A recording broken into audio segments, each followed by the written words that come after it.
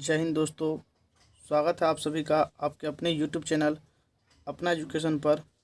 दोस्तों, आज हम लोग इस वीडियो में ज्योमेट्री के अंदर ट्रायंगल से संबंधित कोण समद्विभाजक को समझने का कोशिश करेंगे।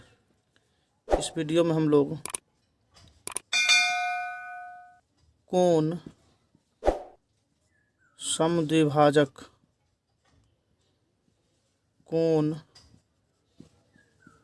समद्विभाजक यानी एंगल बाइसेक्टर को समझने का कोशिश करेंगे कि कोण समद्विभाजक से संबंधित किस किस टाइप से क्वेश्चन एग्जाम में पूछे जाते हैं। वो सारे थ्योरम को हम लोग इस वीडियो में देखने की कोशिश करेंगे। सबसे पहले हम लोग समझते हैं कि कोण समद्विभाजक होता क्या है। कोण समद्विभाजक समझने के लिए सबसे पहले ये जानना बहुत ही ज़रूरी है। जैसे मान लीजिए एक ट्रायंगल है, जैसे मान लीजिए ये एक ट्रायंगल है ABC। मान लीजिए ABC कोई एक ट्रायंगल है, तो इसमें से वह रेखा जो कोई भी कोण को दो बराबर भाग में बांटती हो, जैसे कोण A हुआ, कोण B हुआ और कोण C हुआ। मान लीजिए एक रेखा हम लोग यहाँ से ऐसे देते हैं, नीचे की तरफ ड्रॉ किए और इसको हम लोग मान लेते हैं D पॉइंट। ठीक, तो ये जो कोण हुआ, यह जो रेखा है AD, यह जो रेखा है आपका AD, यह क्या करता है, कोण A को दो बराबर भाग में डिवाइड करता है। दो बराबर भाग में डिवाइड करता है, यानी यदि यह x है तो यह भी क्या है, x है। दो बराबर भाग में डिवाइड करता है। तो यही रेखा जो होता है, इसे हम लोग क्या कहते हैं, इसे हम लोग कहते हैं कोण समद्विभाजक। इसी को हम लोग कहते हैं कोण समद्विभाजक, यानी नाम से ही लगता है कोण समद्विभाजक, यानी कोण को सम मतलब बराबर, द्विभाजक दो बराबर भाग में बांटना। यानी वह रेखा जो कोण को दो बराबर भाग में बांट देती हो, उस रेखा को हम लोग क्या कहते हैं, कोण समद्विभाजक। अब किसी भी ट्रायंगल में अधिक से अधिक कितने कोण समद्विभाजक हो सकते हैं, तो हम लोग बोलेंगे 3। जैसे एक यह कोण को बांटता हो, दूसरा हम लोग ऐसे ड्रॉ कर सकते हैं, यह भी क्या हो गया, एक कोण समद्विभाजक। यह रेखा क्या करता है, कोण B को, इसको हम लोग मान लेते हैं E। तो BE रेखा जो है वह कोण B को क्या करता है, दो बराबर भाग में, जैसे ये Y है तो इसको भी Y मान लेते हैं, Y में डिवाइड करता है। और तीसरा जो रेखा हो गया वह आपका हो जाएगा कोण C को दो बराबर में बांटने वाला। जैसे कोण C को दो बराबर भाग में, जैसे ये Z, तो ये भी क्या हो गया Z, इसको हम लोग मान लेते हैं F पॉइंट। यानी कि किसी भी त्रिभुज में कितने कोण समद्विभाजक हो सकते हैं, 3। पहला आपका ये हो गया, और दूसरा जो कोण समद्विभाजक रेखा हो गया ये आपका ये हो गया, और तीसरा कोण समद्विभाजक रेखा आपका ये हो गया।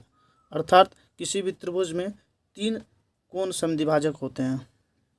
अब देखिए कोण समद्विभाजक जिस बिंदु पर मिलता है, जैसे तीनों कोण से, अच्छा दूसरा इमेज में हम लोग समझते हैं। जैसे मान लीजिए ये ट्रायंगल हुआ, ये आपका ट्रायंगल हो गया ABC। अब क्या होता है कि तीनों कोण समद्विभाजक एक दूसरे को जिस बिंदु पर काटता है, जैसे मान लीजिए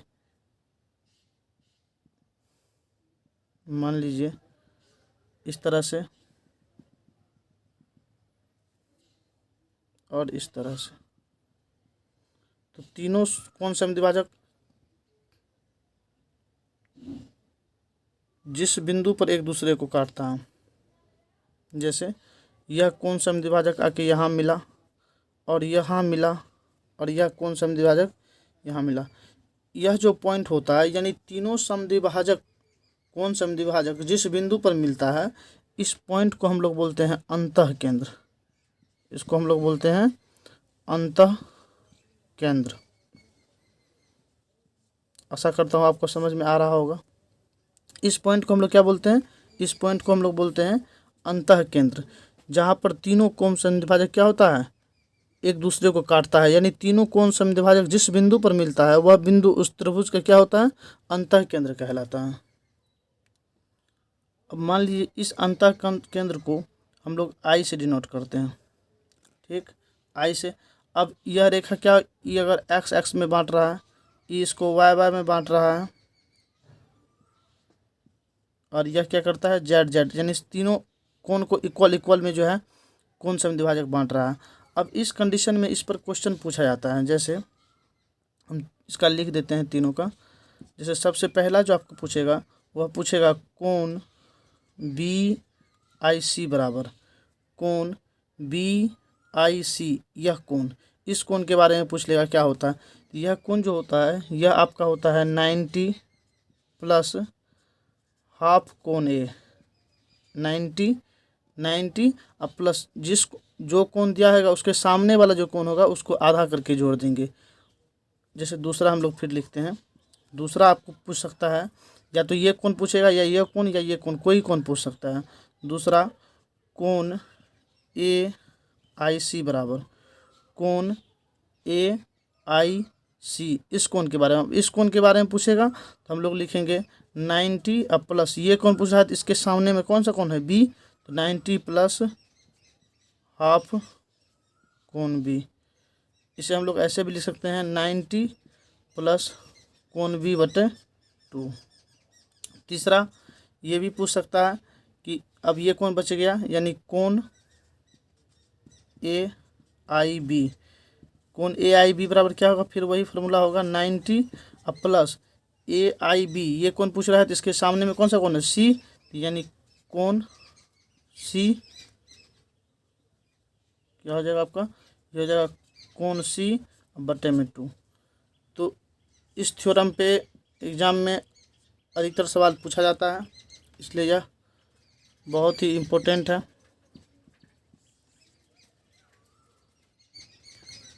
अब देखते हैं इस, जैसे मान लीजिए इस तरह का इमेज दिया है,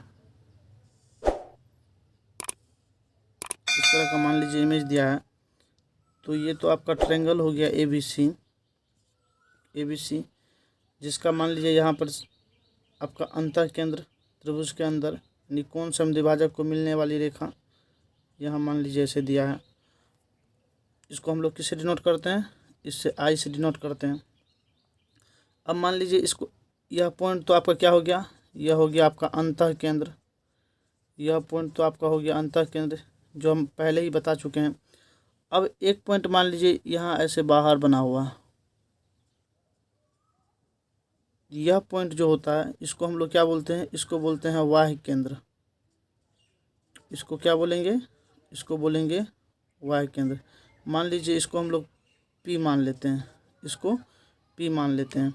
और हमको अगर यह कोण निकालने के लिए दिया हो, यह कोण, तो इसका तो हमको फार्मूला पता ही है पहले से। जो अंतः केंद्र पर यदि कोण समद्विभाजक मिलता है तो इस एंगल को निकालना रहेगा, तो इस एंगल को हम लोग कैसे निकालेंगे, तो इसका हम लोग फार्मूला जानते हैं। इसका होता है 90 अब प्लस होता है जो कोण के सामने दिया हो उसका आधा, यानी इसके सामने में कोण ए है तो कोण ए बटा में 2।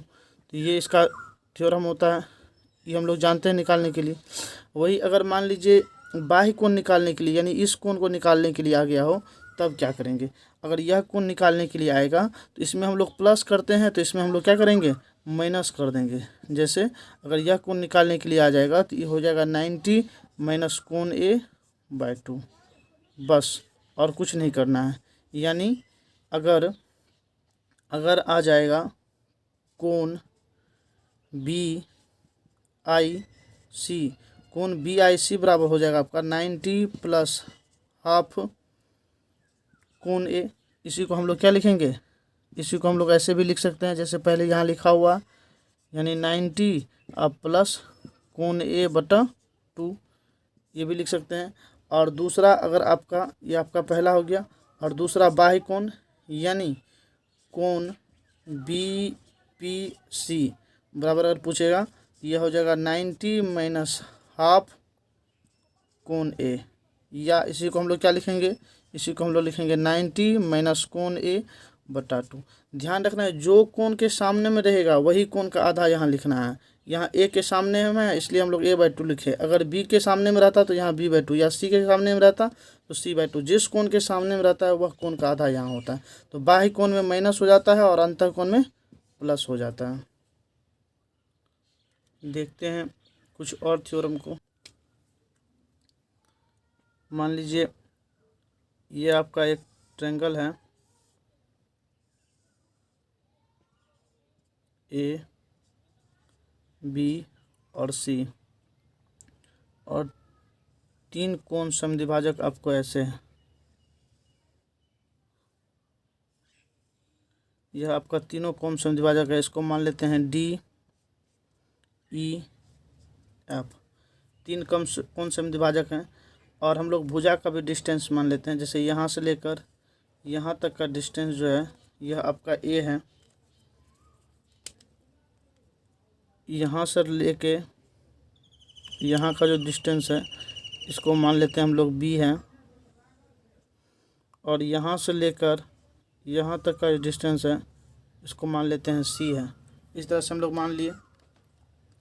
अब इससे रिलेटेड कुछ क्वेश्चन पूछाया था। जैसे मान लीजिए सेंटर है, इसको हम लोग किससे डिनोट करते हैं, इसको हम लोग आई से डिनोट करते हैं।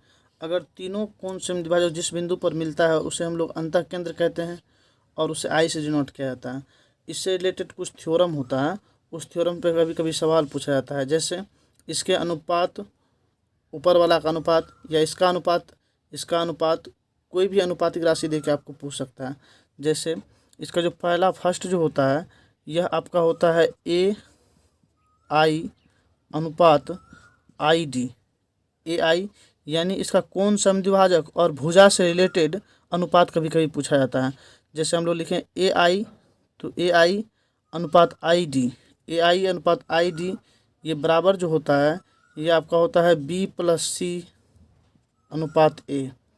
बी प्लस सी अनुपात ए, यानी जो कोण समद्विभाजक हमको का अनुपात निकालेंगे इसका साइड वाला दोनों का योग अनुपात होता है सामने वाला।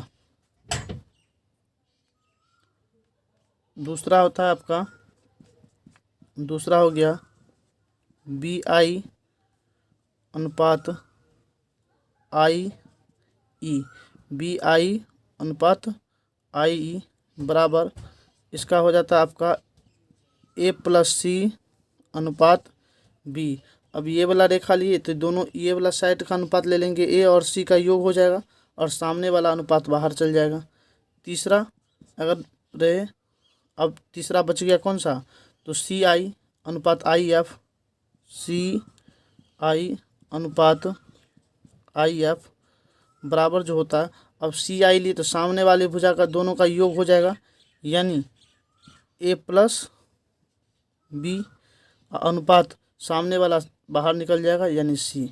इस तीनों पर कभी कभी क्या होता है कि आपको एग्ज़ाम में सवाल पूछ लिया जाता है। जैसे मान लीजिए एक एग्जांपल हम लोग यहाँ देते हैं। जैसे मान लीजिए एक यह ट्रायंगल दिया है ए बी और सी, ये आपका ट्रायंगल दे दिया। मान लीजिए इसका सेंटर यहाँ पर इसका अंतः केंद्र है और यहाँ से यहाँ तक यह डी है, यहाँ से यहाँ तक का डिस्टेंस भी दे रखा है, यह 3 है। ठीक, अब आपका यह दे दिया है 4 है, यह 5 है और यहाँ से यहाँ तक का भी डिस्टेंस आपको 6 दे रखा है। ठीक, अब मान लीजिए यह पॉइंट आपका आई है। अब आपको पूछ दिया मान लीजिए ए आई, अब आपको क्या पूछा है, अब आपको पूछ दिया है ए आई अनुपात आई डी बराबर वाट। अब जैसे ही पूछा है अब हम लोग कैसे निकालेंगे, ए आई अनुपात आई डी, दोनों का अनुपात दिया है तो सामने वाला दोनों भुजा का योग आ जाएगा। तो यानी इसका क्या हो जाएगा, इसका आंसर हो जाएगा आपका 4 + 5 अनुपात में आपका क्या हो जाएगा, बाहर प्लस सामने वाला बाहर निकल जाएगा 6, यानी ए आई और आई डी का जो अनुपात होगा यह आपका हो जाएगा 9:6। इसको अगर आप सॉल्व कर लेंगे तो यह अनुपात आपका हो जाएगा 3:2। तो कभी कभी इस तरह से इस थ्योरम पर आपका क्वेश्चन पूछ लिया जाता है। तो यह था आपका कोण समद्विभाजक से रिलेटेड थ्योरम। अगले वीडियो में हम लोग माध्यिका यानी मीडियन त्रिभुज की माध्यिका के बारे में पढ़ने का कोशिश करेंगे, सीखने का कोशिश करेंगे कि माध्यिका से रिलेटेड किस किस तरह से एग्ज़ाम में क्वेश्चन पूछे जाते हैं। मिलते हैं उस वीडियो में, तब तक के लिए धन्यवाद। जय हिंद।